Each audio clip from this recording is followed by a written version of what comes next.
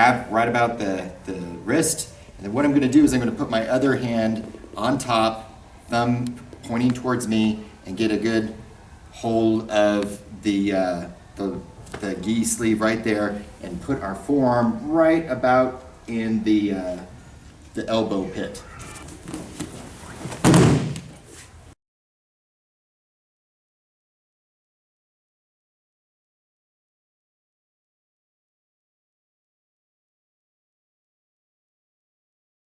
Okay, so we're going to be going over a variation of a Seoi. It's from a 2-on-1 sleeve grip.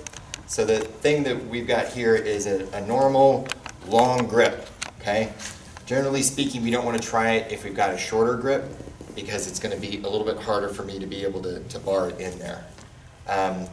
We have right about the wrist, and then what I'm going to do is I'm going to put my other hand on top, thumb pointing towards me, and get a good hold of the gi sleeve right there, and put our forearm right about in the elbow pit, the bend of the elbow, okay? So as we catch through there, we're going to come through, and you can see that it's like wedging him up by that, all right? And then the follow through is about the same as you would normally expect. You can use the grip on some other things like, like Taitoshi,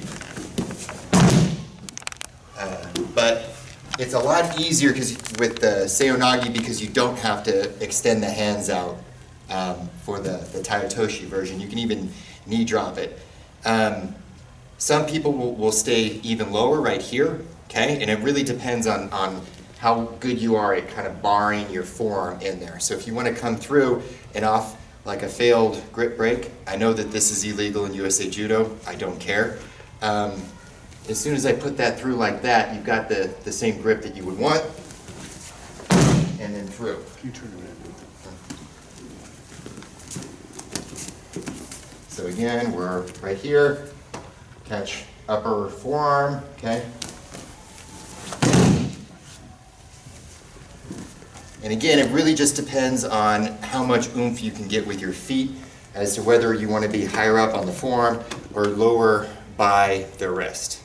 Again, I like to be somewhere in the middle. It gives me a good target to be able to push my arm in. And you can also come back up on the bicep too if you want. But again, I like being right there. It allows me to get a little bit more shallow on your Seoi and then over. Let's do one switching positions.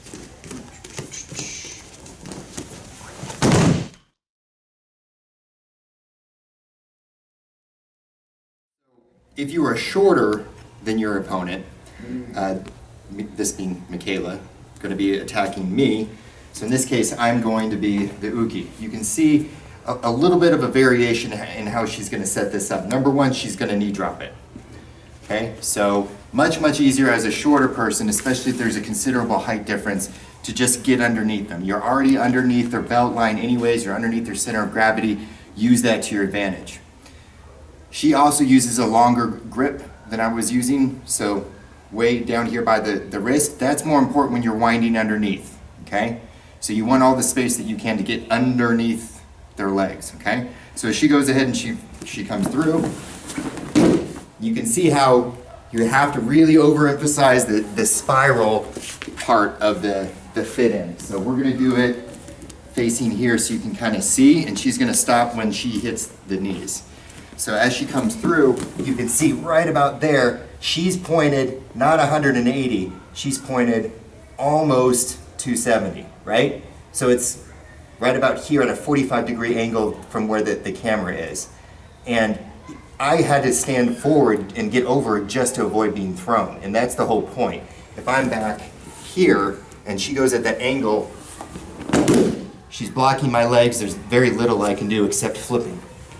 So again, you don't want to be down here with them right behind you. So if I was doing it to Michaela, I don't want to be exactly behind her, I want to be over here, okay?